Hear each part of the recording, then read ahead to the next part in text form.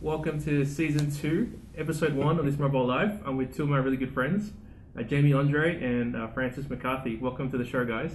Yeah, thanks for having us in. Should we crack open the VBs? Love to. And we're in 360 as well, guys, not just audio, so people with the 360 capabilities can have a look around. We've got like a little set here, so enjoy.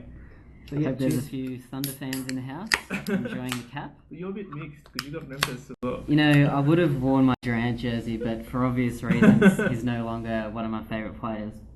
So, for those non-basketball fans, Kevin Durant was a massive franchise player and he got traded. Oh, he didn't get traded, he left voluntarily to join the team that beat them last season in the playoffs.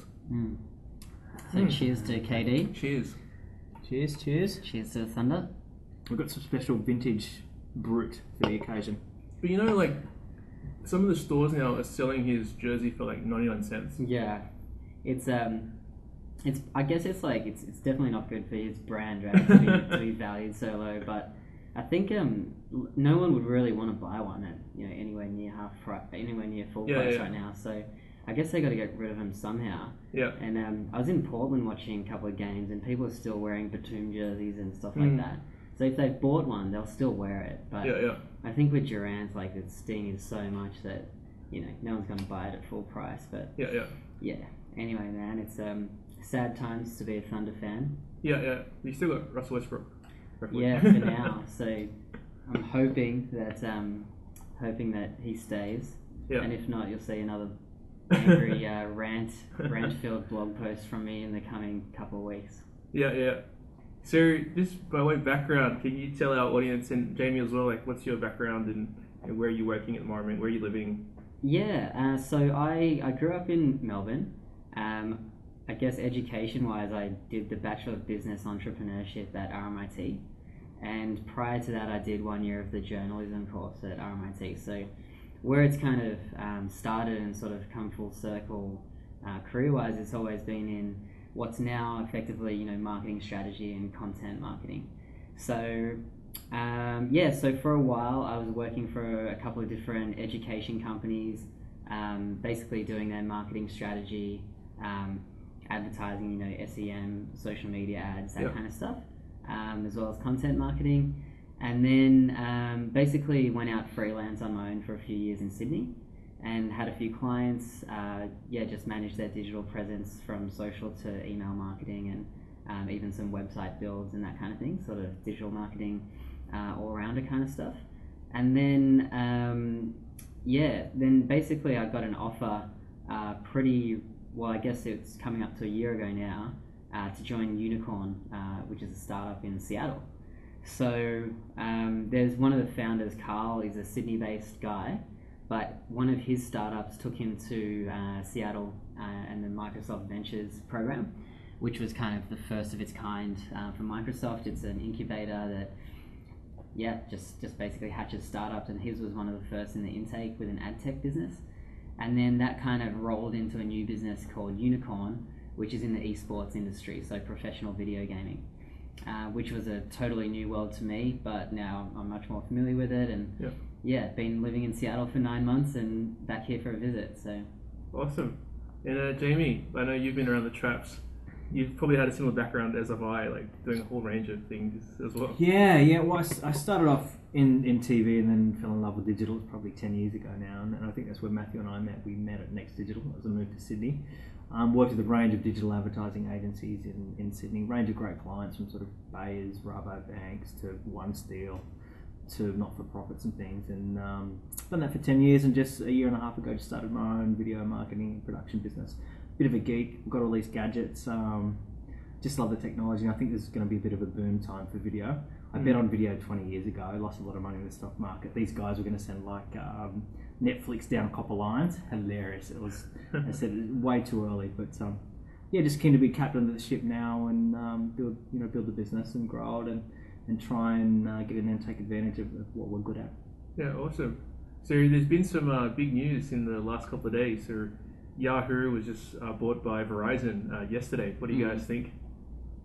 Well, I was reading some of the round numbers, and I think Yahoo's like highest market cap was around 22 billion or 20 something billion dollars a few years ago, and they picked it up for 4 billion. So I guess that they seem to have got value, but I think Yahoo's brand's been fairly tarnished in the last few years.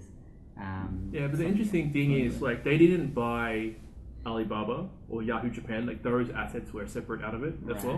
And there was something else that was not included in, I can't remember what it was. But they only bought mostly like the content business and all the ad business as well. Do you know if that included Tumblr? It included Tumblr, and the interesting thing is they never mentioned Tumblr in their press release. Yeah, right. And I know that I think it's been like written down like previously as well. But I would have thought Tumblr was like a huge asset to Yahoo and to Verizon now as well. You still got your Tumblr going? I do have a Tumblr. I'm surprised you actually remember it. I was just assuming. Actually. Okay. I think everyone had a Tumblr at some point. We also had a MySpace as well. So I had the Tumblr. I was just trying it out. It's called Once Loved Things, and I used to just take photos of like almost like rubbish, the things people used to throw away. Could be like chairs, tables, TVs, and then put a funny caption next to it, like almost that like kind of consumerism mentality. How we use something for a limited period of time, we throw it away, it's no longer loved, then we buy something new again. So it was very much in that photo multimedia Tumblr space. Yeah. Do you guys have a Tumblr? I don't. I hear a lot about it. What are the benefits of Tumblr? Like I've got 86 to 100 online accounts, and I'm just trying to spend all my life. I think it was the community in Tumblr. Right. So it was like short snippets of stuff, and then like it was high engagement. People would like, I think it was called tumble or retumble your stuff to that community. Yeah. Like a Reddit type model that you get. Yeah. So there were like very kind of specific niches such as photography that really took off there, and even like graffiti artists and things like that. So they'd have tagging conventions and stuff like that, and then you would discover new blogs, and people would either curate or create their own art on there. And you know, or they would do a mixture of both, and they'd become an interesting Tumblr to follow. So I think it was that, and you know, a few years ago I heard a social media guy really talking up Tumblr. And he seemed to think it had a massive future, but I don't think it really got to where he thought it was going to go. Does that guy still have a job?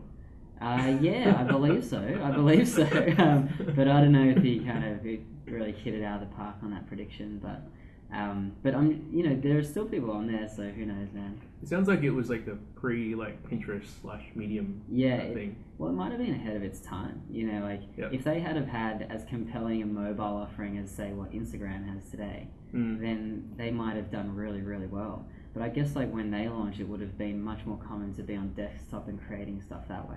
Yeah, I've actually got the app. I use it to take photos. Yeah. It's actually a pretty good app. But I think maybe it's not a single use case app. It does like you can blog, you can take photos, you can have audio, video, but it's actually a pretty nice app. Yeah.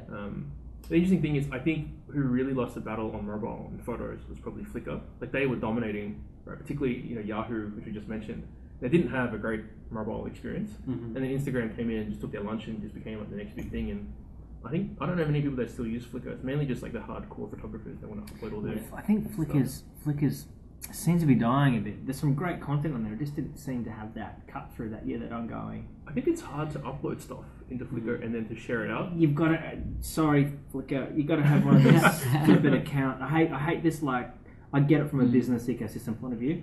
Like I'm either Mac or Microsoft or Google. And I need your account to do your thing. But as a user, I really hate that. I just want stuff to automatically work. I don't know if we'll ever get there, but I think that's a barrier for Flickr. Yeah, you've got to have a live.com account. That's it. I've got 200 or 300 accounts. It's ridiculous. I couldn't remember the email or the login or But like I think the founder of Flickr did all right. He then started Slack and. Awesome! He's kicked butt then. Yeah, wow. And then the other founder, I think Katrina Fake, did something else, and I can't remember what she's up to now, but she's had a number of startups. Maybe there's a Flickr mafia that we're I think there is like this kind of Yahoo mafia that've gone up and done things, but I still use Yahoo for fantasy sports. To me, that was like their main thing. Yeah. That's the only thing I use now. Yeah, that's interesting. Yeah. I mean, I use ESPN actually, but all the hardcore guys seem to use Yahoo. Sports. Well, you got DraftKings has come and a whole bunch of other ones, but like all the like kind of OG fantasy basketball players are using. That might explain the buyout. I think it's a lot to pay for a fantasy basketball asset. But that might be one of their. There might be super mega engagement around community or something.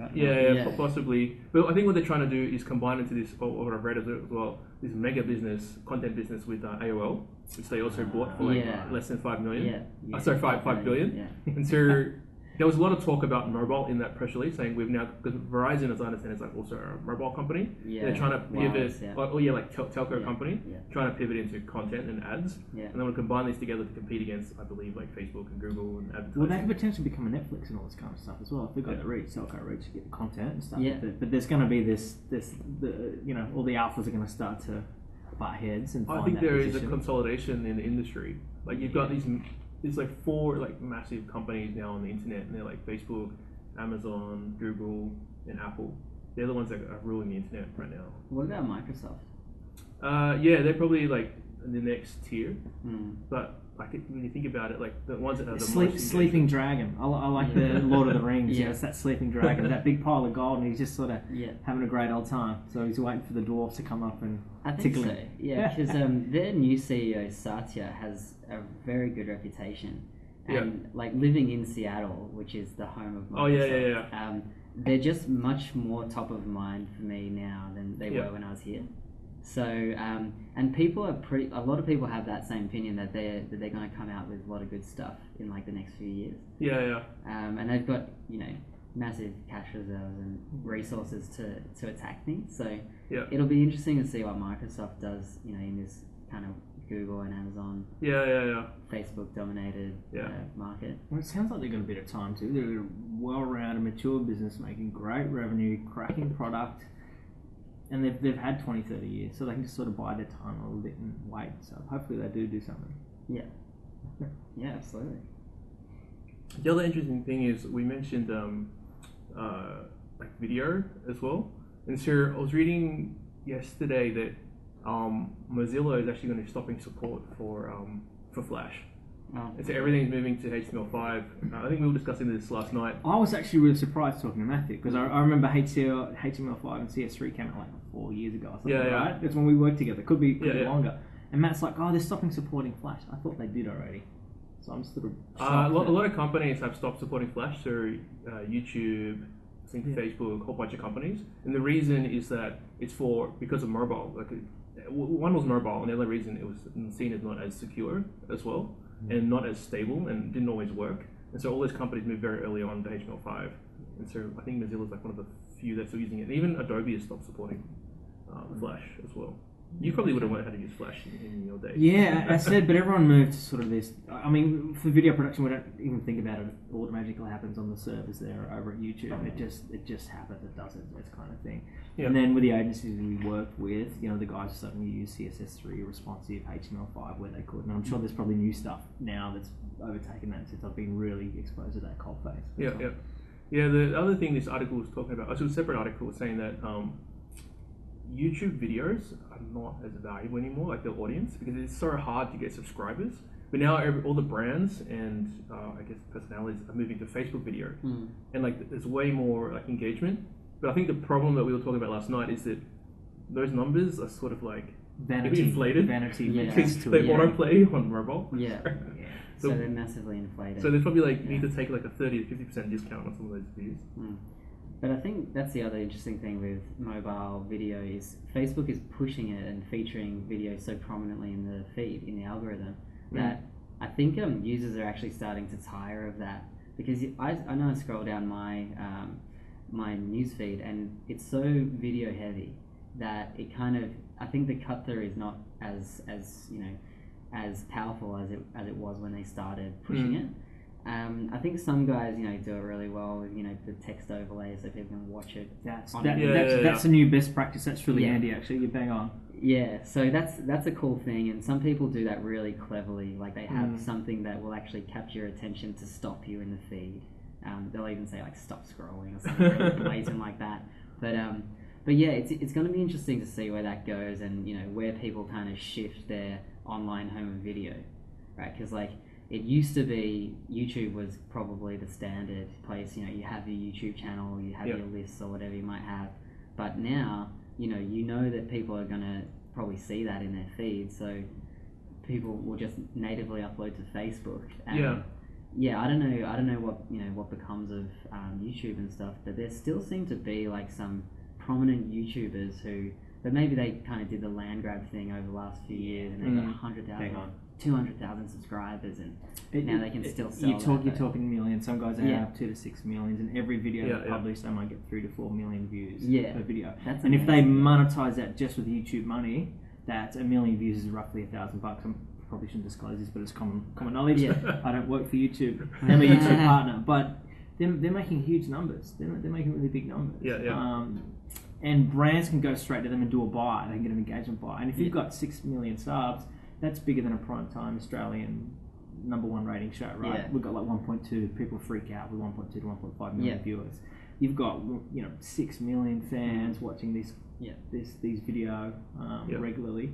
And the cool thing about the back end of YouTube with analytics, you get all these great engagement graphs. So you see where people drop off.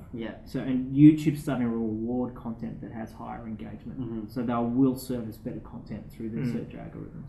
Well, I think for me, where I see YouTube going, it's basically could become a search engine. You go there to find a tutorial or a how-to video or some interesting content. And what this article was talking about, I think it was in Dow Jones or Wall Street Journal, saying that the advantage of these social networks is it's around being able to share stuff, and engagement is way higher than YouTube. Like, it's very hard to get it out to people, whereas on Facebook, it's already gone out to all their fans and to their fans of friends of friends. People tag each other just with their I did that the other day, I think, for some video. Like just 200 tags. Tags. It's become like a real common convention to do. Like, if you want to alert someone to the fact that this, bloopers happened or some Dion Waiters shot an airball or something like that, you just tag someone. And it's just a common thing to do now. It's pretty cool. Yeah, and so where there's apps have sort of taken off, so video has taken off, like short form videos. So Instagram now is video, and Snapchat. So I think video is increasing, but I don't think necessarily on YouTube though. So. It's a matter of work, and it just comes down to your channel mix as well, your channel marketing mix. If 90%, if your business sold caravans, and then it turns out none of the people buying caravans are on Facebook, you'd be stupid to spend money on Facebook. Right? You fish where the fish are. So it comes down to your channel mix for your brand. It's going to drive engagement and hit your KPIs. So as you said, if everyone's right there, right now on Facebook, it makes absolute sense to be playing. Yeah, I should also make a disclosure as well. I've just become recently a shareholder in Facebook. I bought some shares recently. So. But I'm a big fan of the platform. I'm always thinking, like, I spend so much time on it. And then I also curate this big community on there, like Sydney Startup. I probably spend like 20 or 30 minutes a day. And I'm like, well, I'm actually investing a lot of time into it. All my friends are on it. So I might as well invest in it. So. It's not going anywhere, is it? It's kicking goals. Well, it's got like really high engagement. I'm not spruiking or anything, but like I looked at their stats. It's fairly high, like daily active users to monthly active users, 65%. But some of those other apps are much higher. I think Instagram and Snapchat are higher, so it's WhatsApp, but they own both of those apps as well. So they own like 4 of the top 5 apps on the App Store, other than maybe it's top 6 now because Pokemon Go is gone in there. But like Instagram, WhatsApp, Facebook, and Facebook Messenger, they're basically entrenched in the App Store now. You cannot move them out.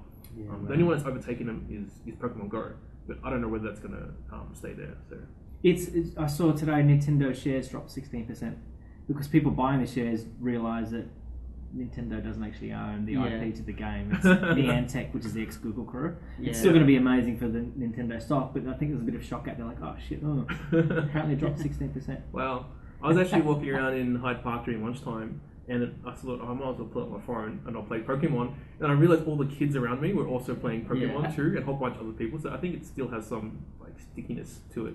How does it? I've just played around my place, and I haven't bumped into other people playing it. So, but if we're at the park and I saw like the mega fish monster thing or whatever, would you all see it as well? And we've got a race to kill that same fish, or we all see take this one? Do we see our own? I'm not the guy to take this one. I did see a kid playing across the road today, playing Pokemon Go. He actually grabbed the phone off his mum. It was his mum's way of basically getting him to behave, because he was like calling for the phone, calling for Pokemon, and she's like, okay, I'll give you the Pokemon app, you know. But I'm not sure of the mechanics. I downloaded the game, but I haven't played it much. So I do know the mechanics. I've actually done your last 2 episodes. I want to know, because if we're chasing, from what I get from the news headlines, of people in Central Park, New York, like swarming to kill this monster. So I'm guessing it's not. We all don't have a monster each. We're chasing that one monster, but go for it. That video was crazy. So certain like landmarks have like more Pokemon around them, and then you can add this like lure, so like 30 minutes, and like more Pokemon can appear. So more and more people add lures, more and more Pokemon appear. And that's how they monetize as well with lures. You can I think you can buy lures, and you can buy other things like candies. So candies can feed. Oh no, but if I was a shop, so the Opera House recently bought a bunch of lures, so they spent $10 per lure to spawn all these Pokemon, so all the people would come.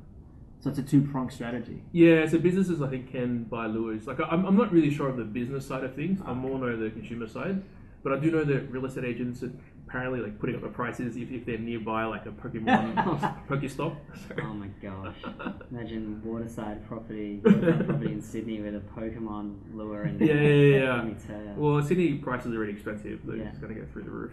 But back to the mechanic. Is it a shared monster, or like how does that? I think multiple people can capture it. So when there's a location and there's some powerful monster there, word gets out, everyone wants to go there. And then you also have these places called gyms, and that's where you can go take over the gym and capture more Pokemon. And my brother was saying in the last episode that if you can hold down a gym for like 10 minutes, like you're very powerful. So what people travel now in like packs of people, like posses, to go take over a gym. Because like say there's like 6 or 7 Pokemon, it's almost like that Bruce Lee movie where it's to fight through this tower each level. And so if you go there with one person, you've got to tackle each one. But if you rock up with 6 people, you can take over much faster. Wow. Oh, and your team will win.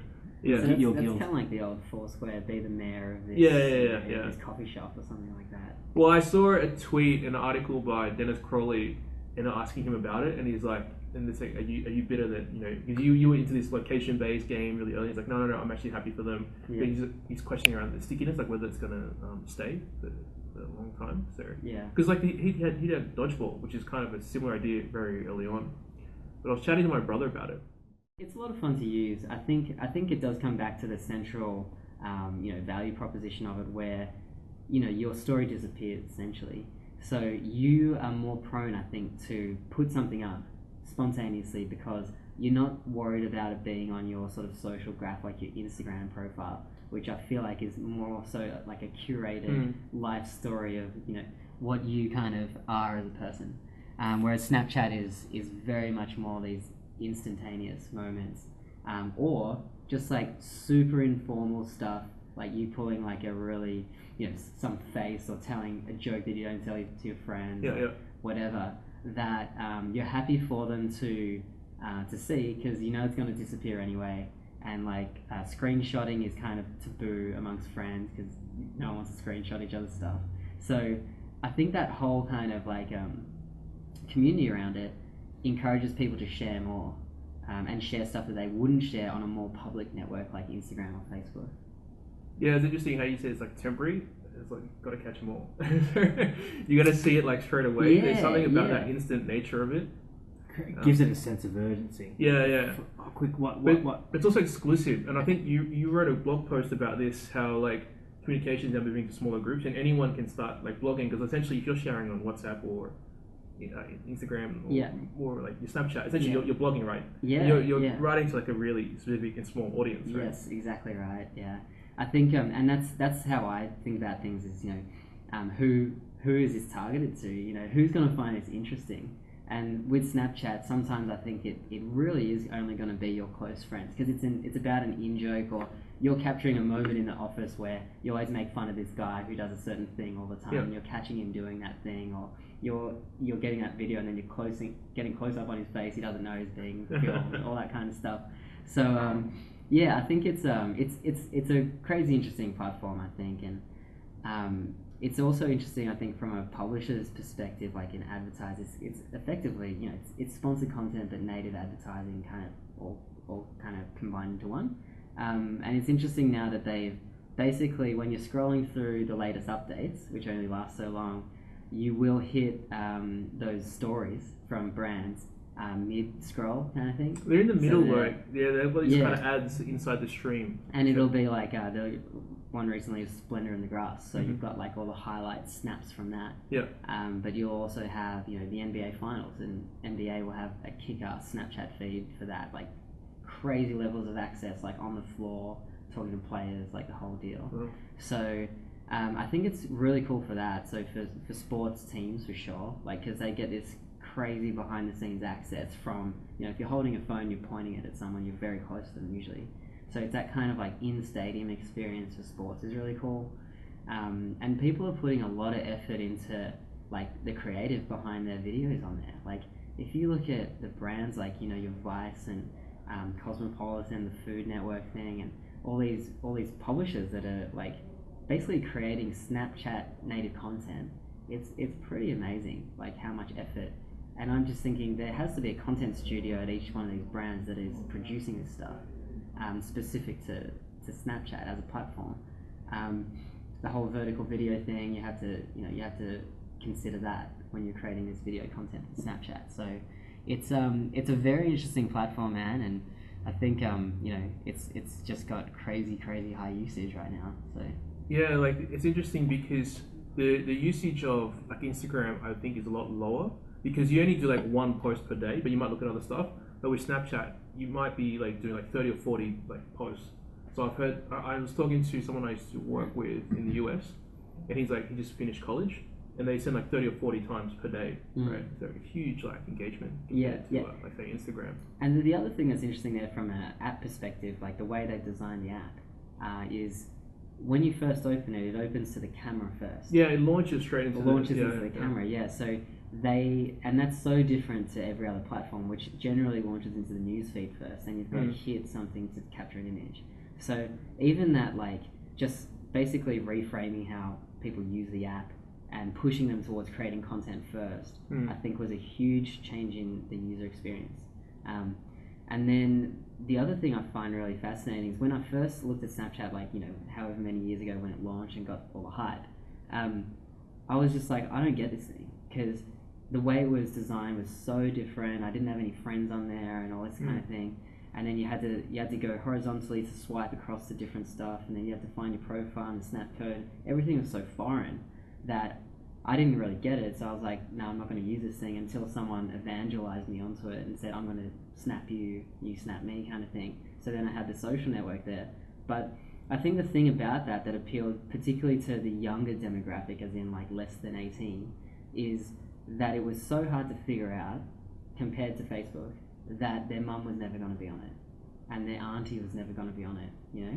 So it had this exclusivity element to it where they knew that their friends would be on it, but their parents wouldn't be. So it was this cool place to hang out and send stuff and share stuff that wasn't going to get liked by your grandma or someone like that, you know?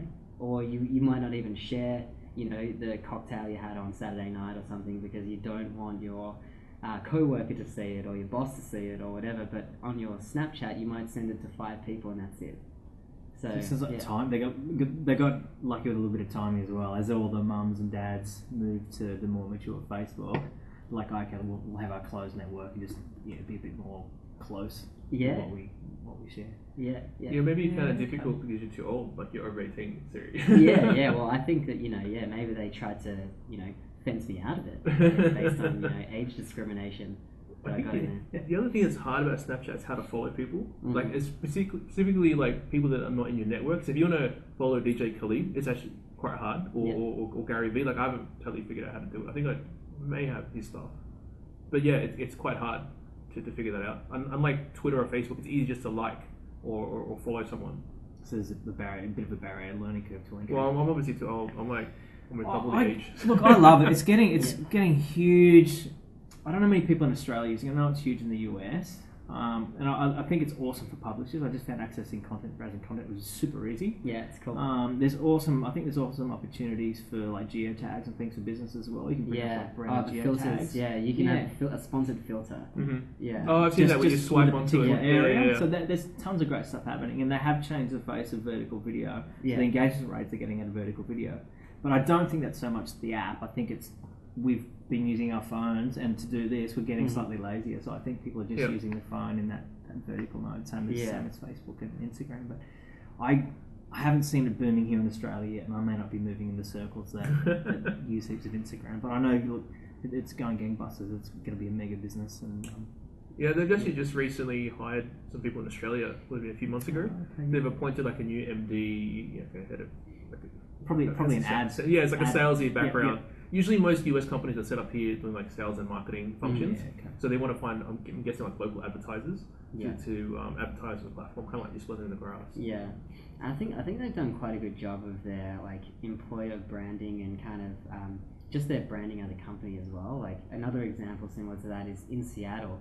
The story goes they had this secret Seattle office because people are moving in, like Google's moving in, Facebook and Snapchat are moving into Seattle because of the huge tech employee base from Amazon and Microsoft. So all these companies are converging on Seattle, and they had instead of making an announcement that they had an office, they just put up a billboard on the side of the road which leads to the office, which was just a snap code.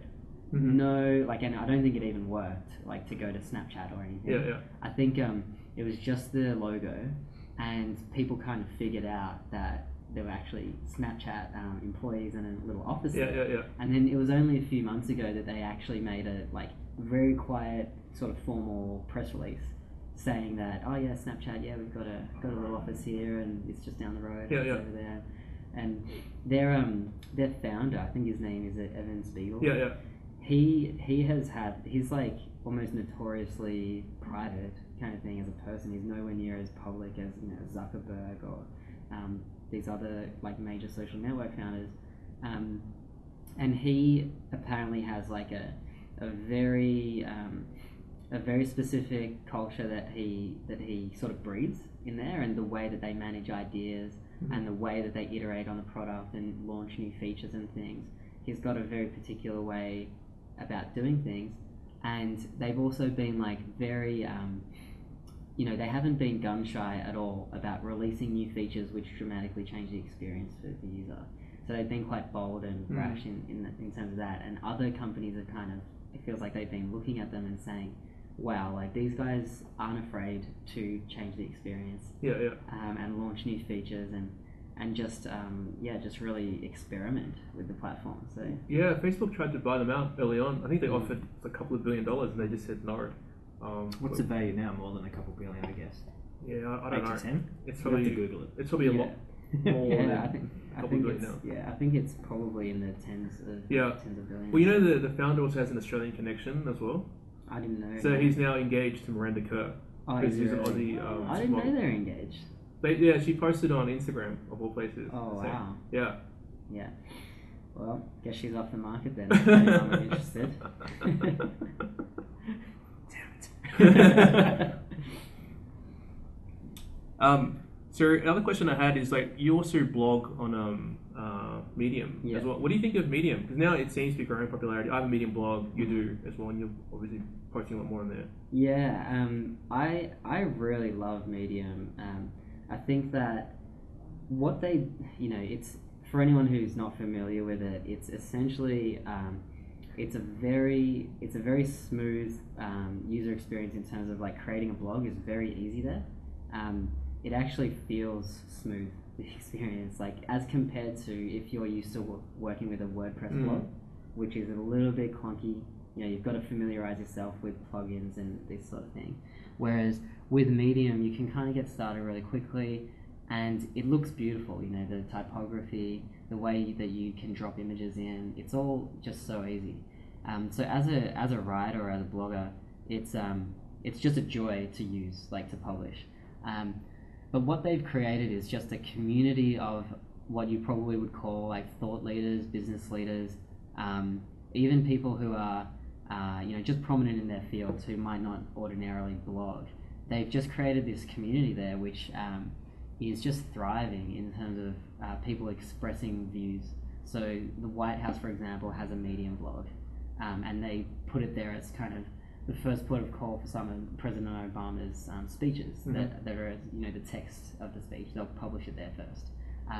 So it's very much a true place for thought leaders, and people are sharing all kinds of interesting content there, such as if you've got a leading UX designer, they will expose their entire process there, or they will, with permission of a client, will take you through how they designed a new website with wireframes, with commentary, with all this stuff. And it's kind of an insight into some of the smartest people in the world, really. And even I'm just so interested in sports, as you know. The Ringer, Bill Simmons' new site, they actually don't really have a website. As in, if you go to theringer.com, it is a Medium blog. So they are a Medium first publisher.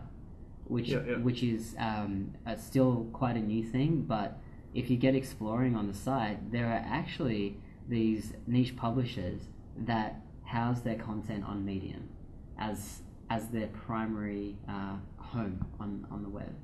So it's such an interesting place, and people tend to put a lot of effort into the comments as well, which I think they call them responses, but they're comments.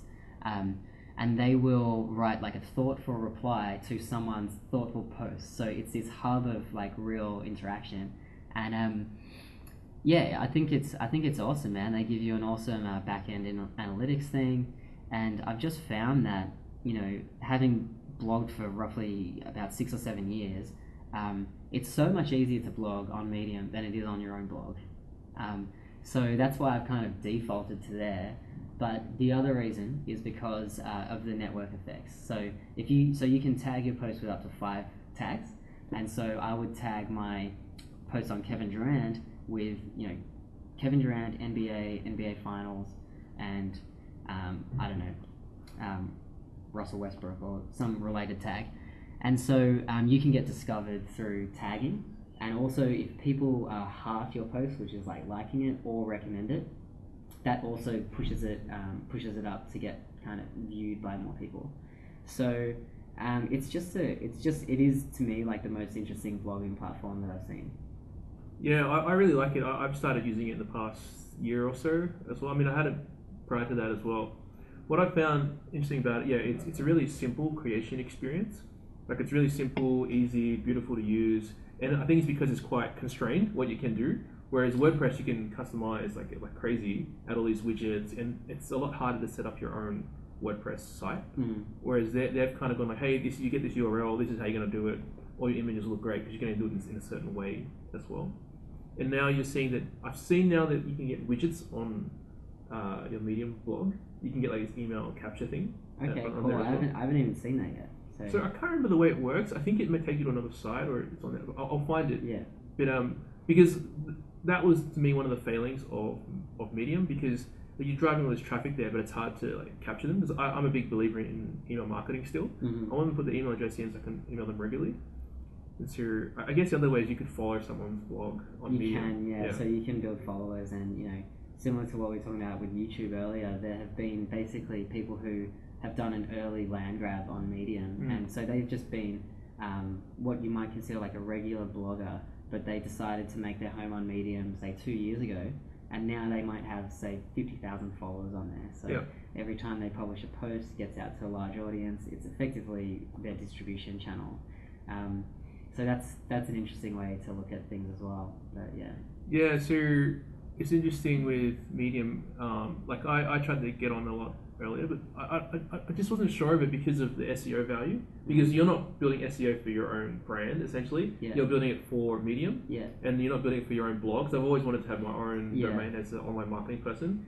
It's like having a .wordpress.com. Absolutely, I think there's a very strong argument for that, and I've found that a lot of people will just cross-publish, like so they'll publish the same thing on Medium as they do. That's what I do.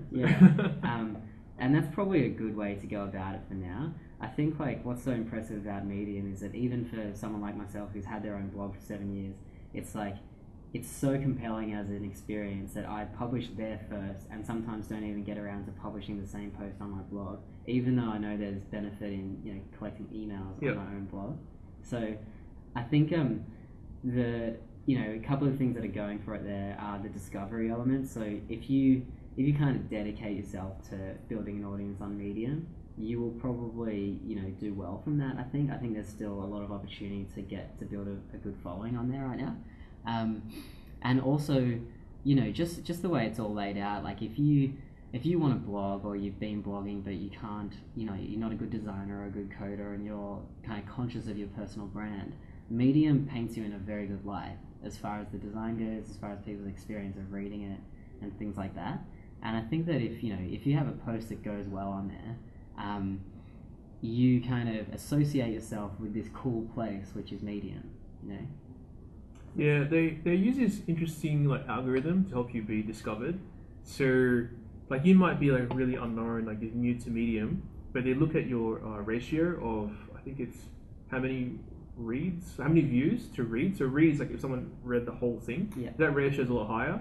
Like as in, so they're trying to reward quality. Yeah, exactly. So there's a similar bit of a pattern. They're trying to reward with similar to like YouTube videos. Like they've watched the whole thing. You're probably seeing it's more of a quality video, and you don't have many views, and they'll use that to help promote you up. Yeah, okay. And give everyone a bit equal the playing field. Yeah. So like obviously some big names like Bill Simmons, they just kind of get like millions of views because of who he is. He's built his brand. Yeah. But then how do more independent publishers stand out on a platform like that? So okay, that's cool. Yeah. Sorry, go. The other thing they do is they send out an email digest. So basically, it's the top post of the day or the week. Yeah. And so as a Medium user, you get, as you create your profile, they ask you to opt into their newsletter, and you can either select daily frequency or weekly frequency. And I immediately selected the daily because I was interested to see what they sent out. I've now changed it to weekly, but I think that, I don't know the numbers on this, but I would suspect that, if you're able to get featured in their digest, which gets sent out to all their users, that would be an extremely good way to get discovered as well. So, but I'm guessing that's just, the top posts by read ratio and the things that get commented on and stuff like that. Yeah, the other interesting thing that's happened to me is I wrote a blog post on Medium about jobs to be done. So it's like kind of got a UX flavor to it. And someone reached out to me who has a UX blog. I think it was called the UX blog or something. And he said, hey, would you like to be part of my magazine on Medium? I can't remember the exact term. And I looked into it, and it's like your blog post will become part of their collection. Yeah. And so you wouldn't really own it anymore.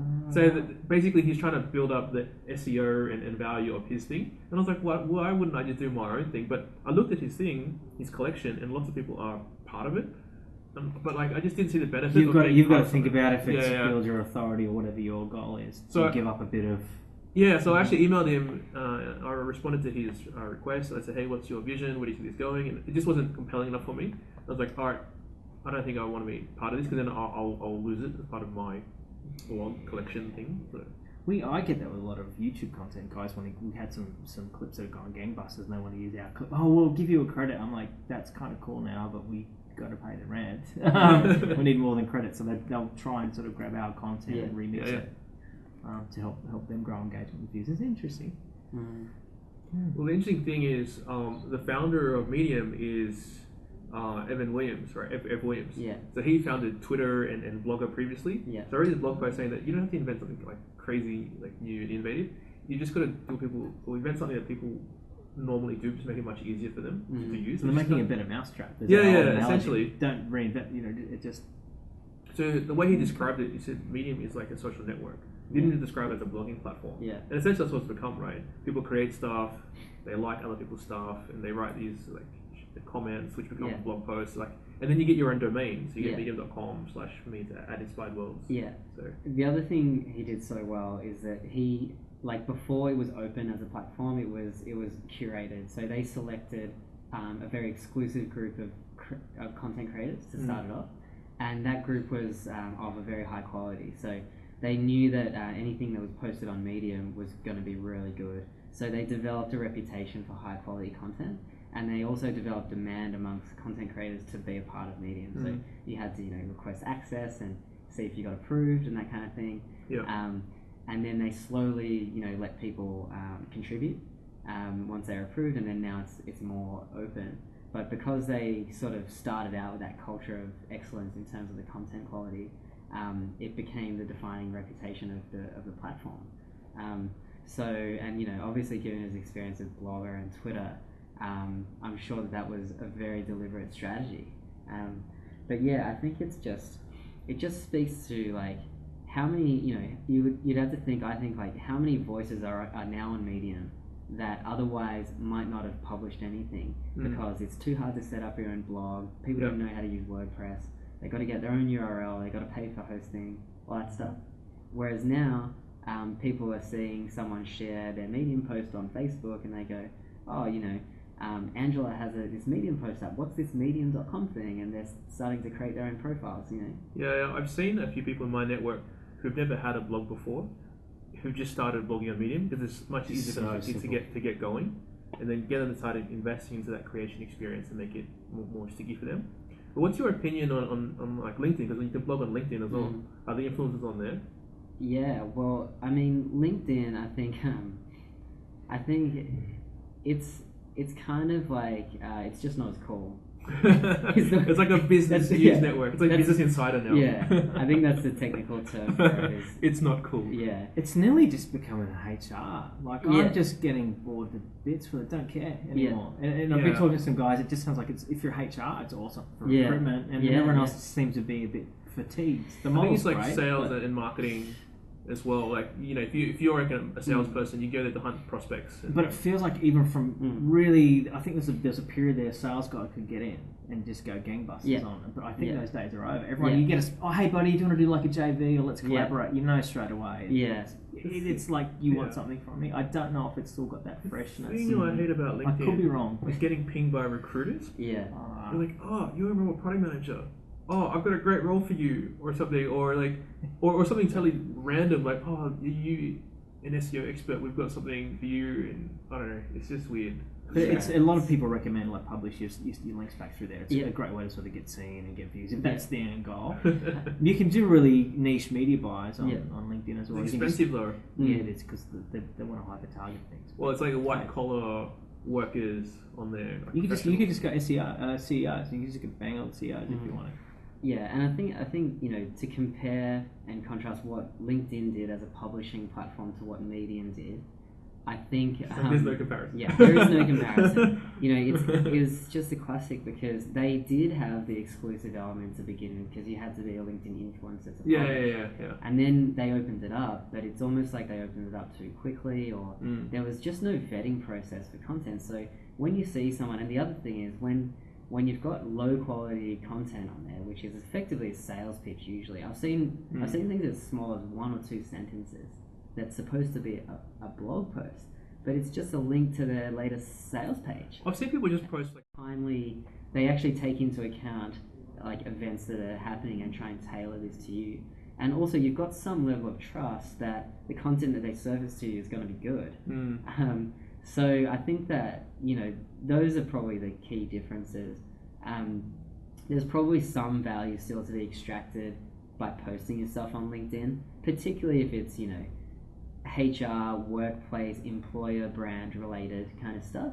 You know, say you're hiring, you know, and you want to tell people a little bit about your culture, maybe put a few photos in of your workplace, featured clients that have, you know, that you have permission to share projects, etc., and then say, hey, look, by the way, we've got a couple of jobs going. That might be like super relevant to your LinkedIn network because they might be on there to look for a job or something. But apart from that, you know, I don't find it a particularly compelling place to publish. Yeah, I publish it. We'll do a quick. We're about to lose the 360 camera, so we'll do a quick goodbye, 360 people. Peace. Goodbye. We're taking a break. We'll keep the audio rolling. I'll just switch that up.